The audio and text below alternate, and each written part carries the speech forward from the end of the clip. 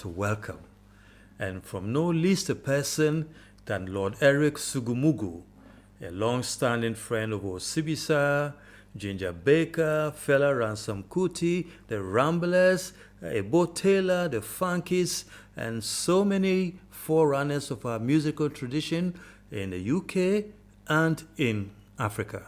And I must say, it's not always that you wake up every morning and find several thousand emails and messages in your inbox from across Africa and the diaspora, in the Caribbean, in Europe, the Americas, in Asia, across the Pacific, all wishing you well and hoping it all goes okay.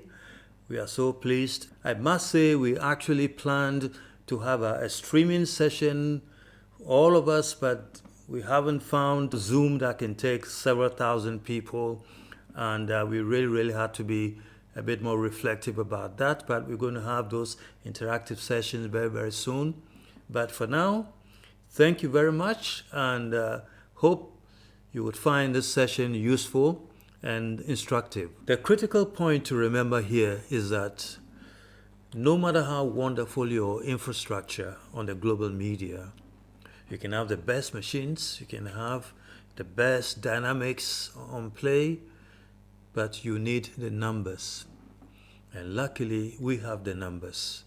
Of course, access to mobile technology, mobile infrastructures are still growing in Africa, but the numbers that we have are very significant even now. And we have to share the stories as widely as we can to ensure that we have a central place in the global play. That is absolutely important. The second thing that is in our favor is that we are telling some very unique stories that the world has not heard before. And this is a significant time to tell it. We are telling some wonderful stories which the world has not heard before, and which we have also not heard before. There are stories from Zimbabwe we haven't heard in Ghana. There are stories from Kenya we haven't heard in Nigeria. There are stories from South Africa we haven't heard in Algeria, and so on. So this is not simply a play on the global media, but a play within Africa, which would enrich our experiences and share experiences in such a way that our dreams are informed by our historical realities, which makes sense in terms of our vision and where we want to go. And that, I think, is what is so critical about the emergence and the founding, if you like, of the foundations of this venture called the African Dawn podcast. The African Dawn was a group of poets and musicians in the 1980s in London. We traveled around the world, performed with the Last Poet, Jill Scott Heron, and some of the other exciting poets of the Pan-African world. And we didn't just come from one country in Africa, we came from different countries and different zones of the African world. And that, I think, got us to learn so much about the importance of the Pan-African experience. I came from Ghana. There was somebody from Senegal, one of the most dynamic poets that Africa has ever experienced, but yet to be recognized, Sheikh Gay, who passed on quite some time ago now. We had poets and musicians from Zimbabwe, from South Africa, from the Caribbean, several countries in the Caribbean, and we collaborated with poets and musicians, the Last Poets, Serious Business, and a whole range of others from the United States. We had No Fixed Address from Australia, Black Aborigines. We had a whole range of poets from the Indian subcontinent and as far as New Zealand. So it was a pretty exciting experience. Now the podcast is a forerunner of this experience, which is now being projected into the future. And the dynamics are really interesting. And there was truly some excitement, an excitement of not just simply coming from Ghana, an excitement of not just being from the Caribbean, an excitement of not just being from Louisiana or from San Francisco or from Belgium or from Beirut, but an excitement of coming from the same source, the same inspiration that guides all of us. The other distinction about the African Dawn podcast is the fact that we want to tell the stories in an African way. Now, what is the African way of telling stories? And I humbly say 99% of the podcasts that you would hear are literally, and I hate saying this, are talking shops. Let's put it bluntly. But, Africans don't tell stories by simple verbal expression. We tell stories with songs, with dances. You can break a story and dramatize. You can break a story and laugh and cry. You can break a story and do whatever you want to do as part and parcel of a holistic way of expression and not simply using words. So if you would listen to some of our podcasts, they are more or less more akin to radio documentaries, audio documentaries, visual documentaries, which fuses a range of creative forms, whether it's drama, song, and effects. So one of our stories starts the day Soweto shook the world and changed the course of South African history. So I sat there and said, what is it that I'm going to do to evoke this event that anybody listening to it will feel like they were there?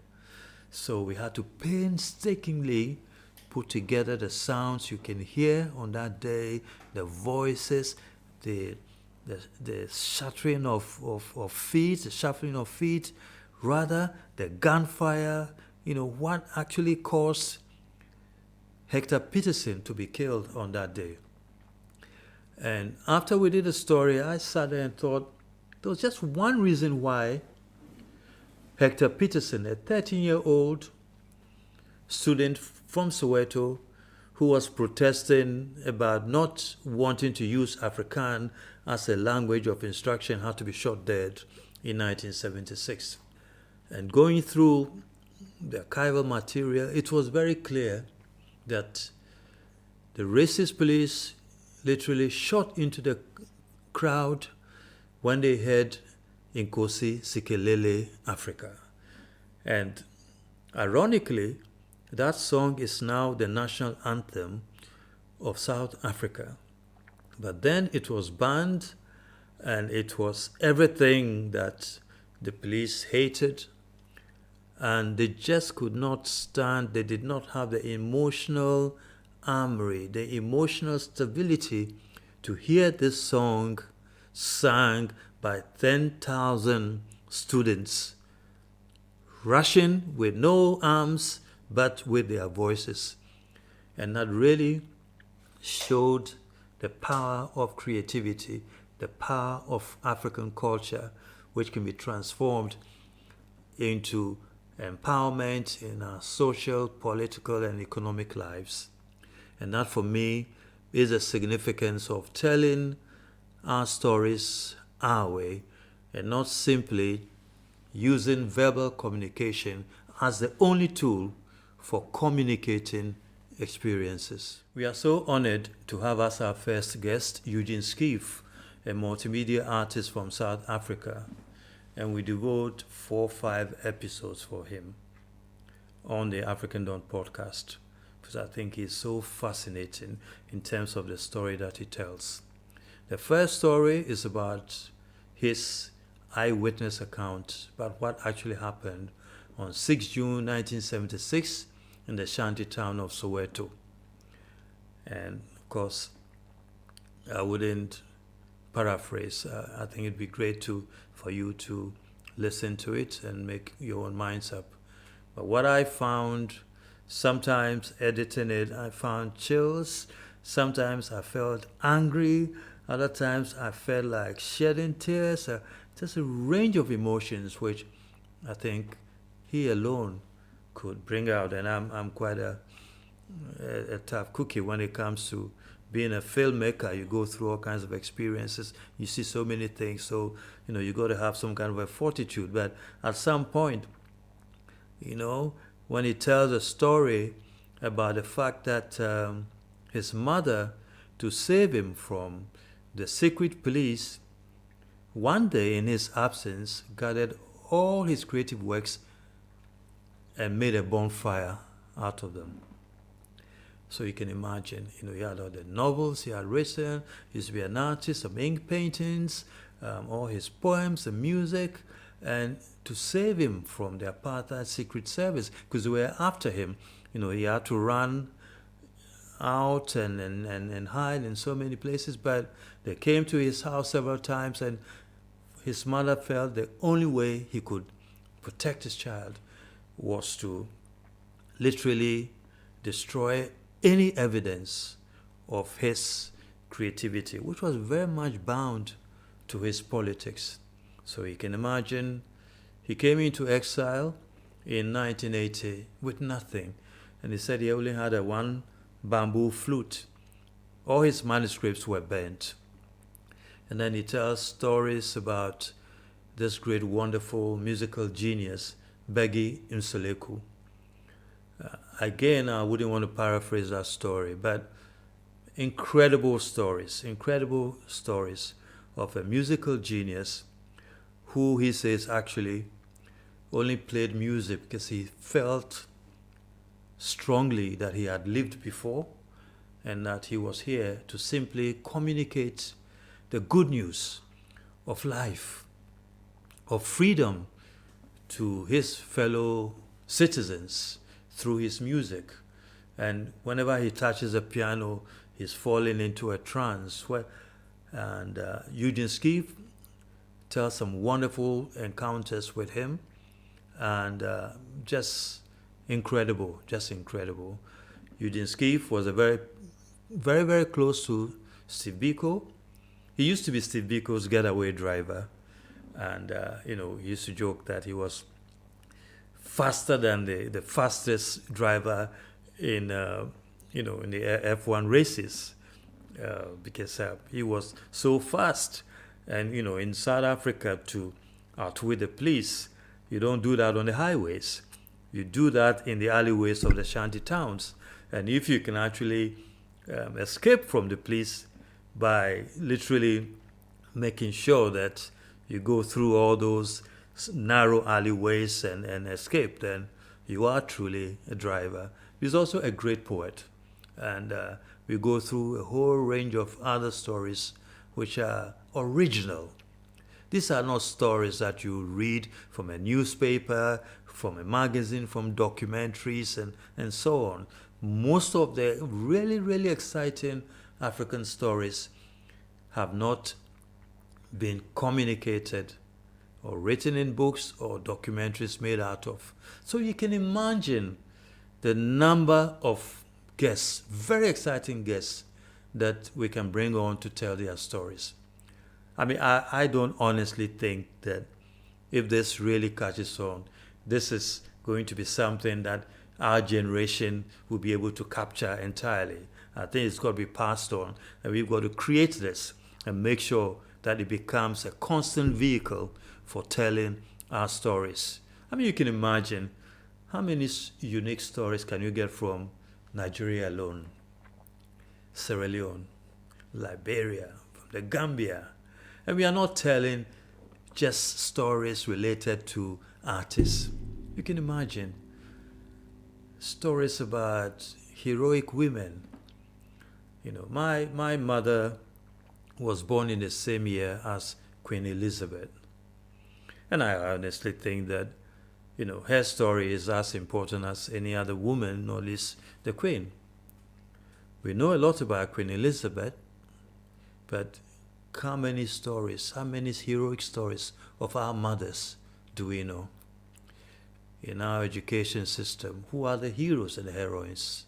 I learned more about Shakespeare. I can speak fluent English, I guess. But I had to take pains to read and write my own language, to recite poems in my own language. And that was the significance of the African Dawn experience. We were very much encouraged by elders like Ngugi wa Thiong'o. Says, fine, you can express yourself as well and as capable as you want in the English language, in the French language. But one of the problems we have in Africa is that if it becomes the main mode of instruction, it becomes really problematic, because the experience of languages is not simply what you say. It goes with the culture. It goes with references. And a lot of the time, we used to joke, there are things you can say in Ga or Chi or Yoruba that if you translate literally into English, you just end up laughing, because it doesn't, all languages have their own particular dynamics. So there's so much that we really want to bring together and communicate and share. And the spin-offs are many. The spin-offs are really, really many. The songs that we can produce as the African Dawn podcast, the effigies, we are going to develop an NFT store where we create real effigies and real imagery that can have value. There's so many, clothes, you name it, they're spin-offs. But for now, I think the critical objective is to ensure that we have the numbers to be real players within the global media. If we don't have the numbers, well, we simply don't have the budgets, the marketing budgets. But why we are now on over a dozen major platforms is simply because our trailer just blew their minds, because they had not seen or heard such a combination of art forms, such excitement put together as an audio narrative. Because simply, normally, you have a couple of people sitting down and chatting, but we are adapting a completely different approach, because we want to be ourselves. We go to the world by being ourselves, not being caricatures of other people's imaginations. We are not isolationists. I speak English because I was brought up as somebody who had to learn the English language in school. But what is unique about the African experience is that we always have multi-identities. So we have our own names when you are born, and of course other names, Christian names when you are baptized, and so on. So many of us live with sometimes contradictory identities. And we, for example, I personally had to drop my English names at school. Not everybody is supposed to do that. It's very, very personal, but we found it critical and really important to do that. And I must say there's a unique story around that. We walked into the headmaster's office one day, all of us very kind of, no, we don't want, our English names. And so the headmaster, a very, very smart guy, he said, look, basically, you didn't come to this college by yourself. So all you have to do is go home and get a letter from your parents agreeing that you can change your name, because you don't pay your school fees, do you? I said, no, somebody does. Okay. There were about 10 boys. They gave us special letters, exits, so that we could go home. We went home. And I must say, only 3 of us returned with letters. The others did not. And sadly, I must say, most of them went of their heads. They went crazy because they just at that point, we're young, impressionable, could not really live with the thought that their parents would not allow them to drop, not even change, drop their English names for their African names, which incidentally the parents were quite proud to use at home. And it was very, very sad. When I left college, sometimes I'm in Ghana and I see some of them literally stripped naked walking about. So cultural issues are very important, and we want to use and see this podcast as critical to that conversation that we can all have.